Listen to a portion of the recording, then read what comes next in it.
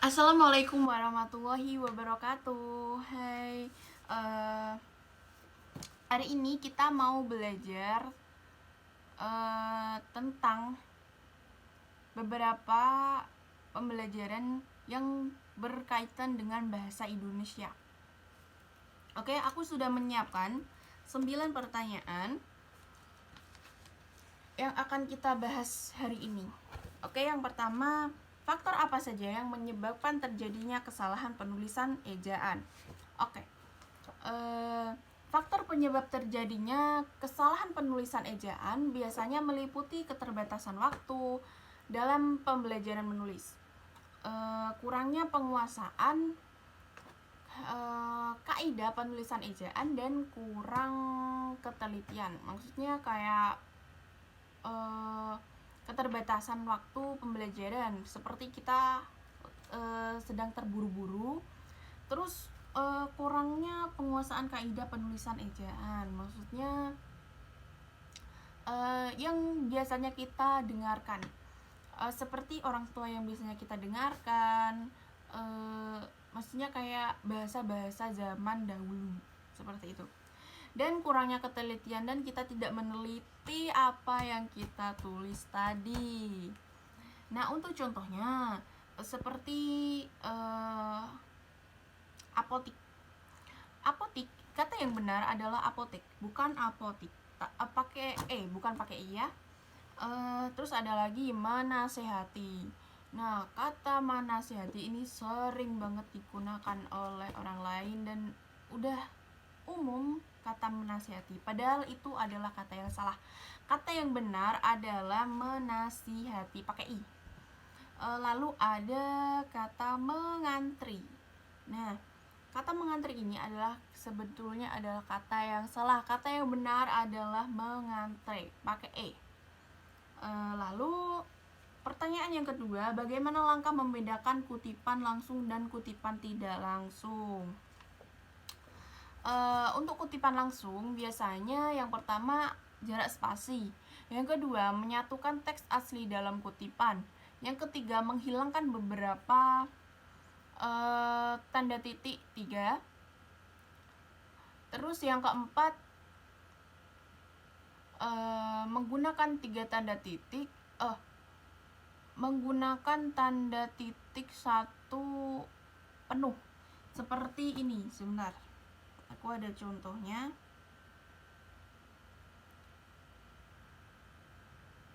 Seperti ini. Nah, seperti ini. Nah, full tanda titik, oke? Lalu kutipan yang kutipan tidak langsung itu ada yang pertama, kutipan ditulis ulang dengan gaya bahasa sendiri.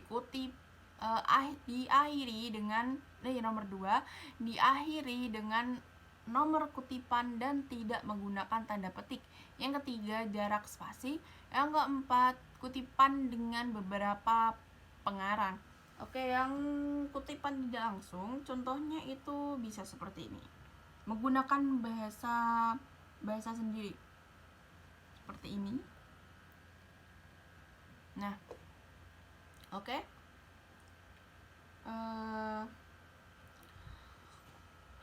Soal yang ketiga, apa perbedaan dari biografi dan bibliografi? Oke. Untuk biografi adalah riwayat hidup seseorang yang ditulis oleh orang lain.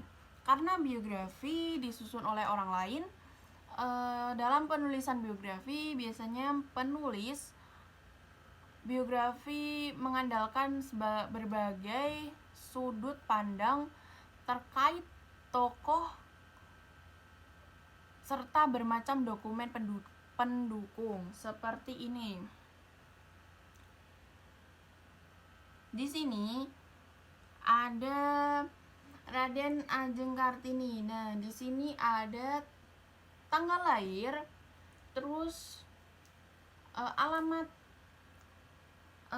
kota kelahiran, terus ada meninggalnya di mana, tempat meninggalnya di mana, terus kapan dia meninggal. Terus Raden Ayu Kartini itu adalah tokoh yang seperti apa, suku apa, seperti itu.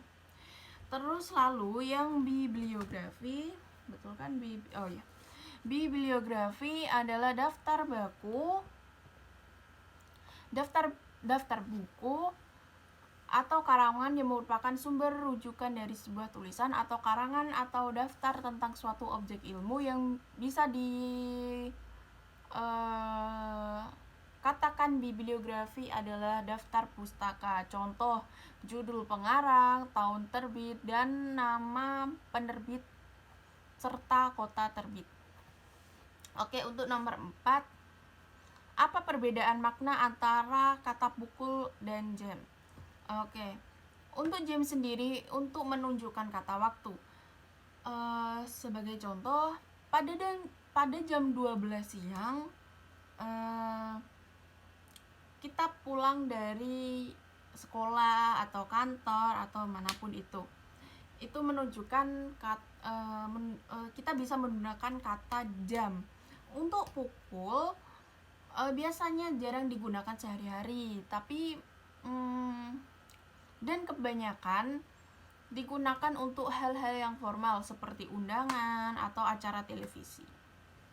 Oke. Untuk yang nomor 5, apa perbedaan makna antara kata pukul dan jam jika dilihat bagaimana berdasarkan hakikatnya merupakan sistem bunyi bermakna. Oke.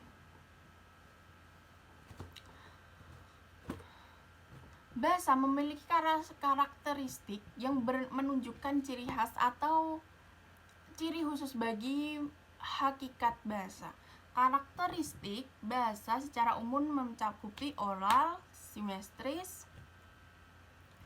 arbiter, konvensional, unik, universal, beragam, berkembang, produktif, fenomena sosial, dan yang 10 adalah bersifat insani. Ciri bahasa ialah bunyi. Oleh sebab itu, pengalaman berbahasa yang paling umum pada manusia ialah berbicara dan menyimak. Lalu nomor berikutnya yaitu nomor 6, mengapa sering terjadi kesalahan penulisan tanda koma? Oke. Tanda koma biasanya banyak terjadi kesalahan dalam kondisi pemisah unsur rincian dalam kalimat. Pada rincian terakhir biasanya diikuti kata hubung, sebelumnya tetap diberi tanda koma. Contoh yang salah dulu. Aku hanya membawa buku, tas, dan pensil. Kata yang benar adalah aku hanya membawa buku, tas, baru, dan pensil. Oke, kenapa penulisan antara anak kalimat yang didahului induk kalimat, hal ini tidak berlaku bila induk kalimat yang mendahului anak kalimat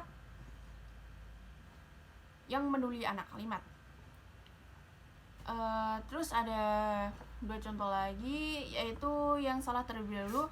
Adi tidak mau sekolah lagi, karena diejek oleh temannya. Kata yang benar adalah karena diejek oleh temannya, adik tidak mau sekolah lagi. Kenapa seperti itu? Penggunaan mengikuti kata hubung. Tanda koma terletak sebelum kata hubung yang terletak di tengah kalimat dan setelah kata hubung yang terletak di akhir kalimat.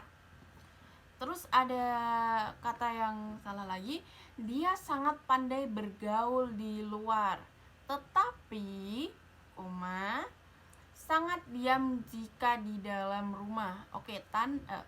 Kata yang benar adalah kalimat yang benar. Dia sangat pandai bergaul di luar, tetapi sangat diam jika di dalam rumah. Oke, untuk nomor 7, apa perbedaan makna dari tanda titik 2 dengan titik koma? Oke.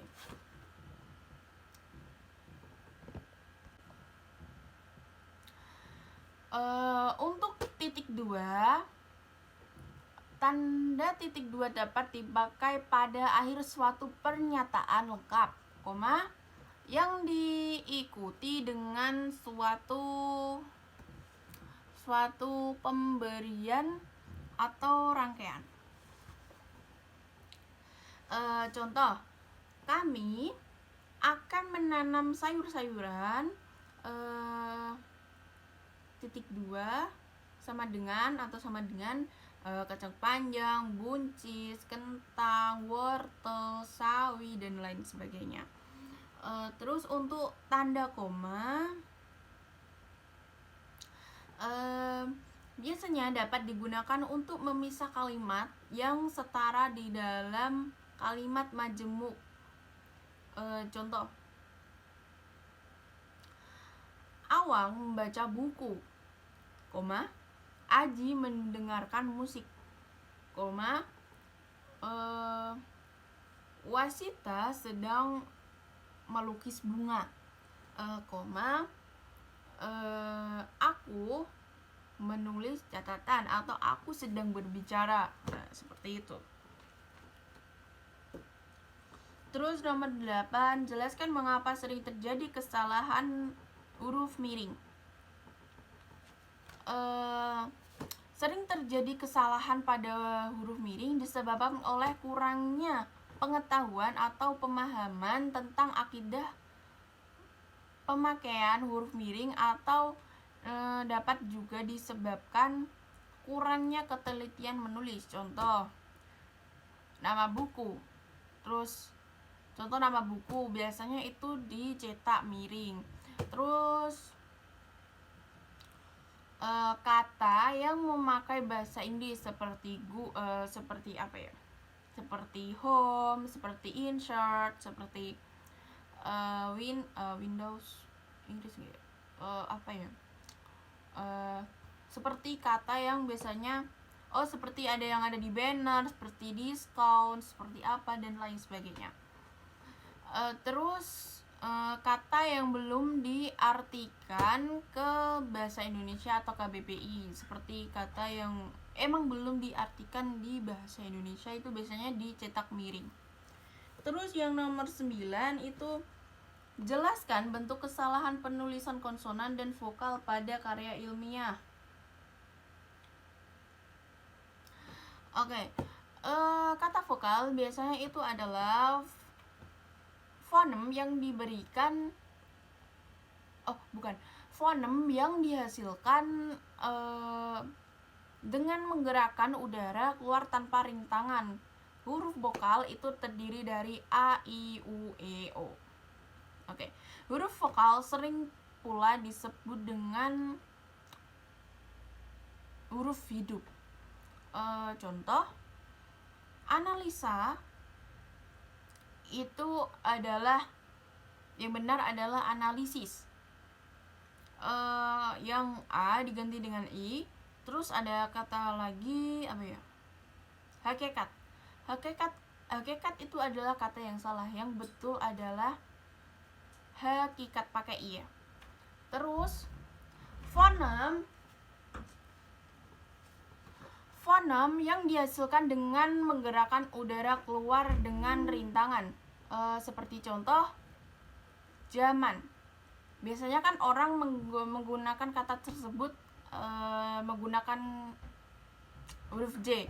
Yang benar adalah zaman pakai Z. Terus ada lagi teknik pakai H ya. Yang benar adalah teknik, seperti itu. Oke, pertanyaan kali ini sudah selesai kita jawab semuanya, dan terima kasih buat yang udah menonton video ini, dan terima kasih. Semoga ilmunya bermanfaat. Amin.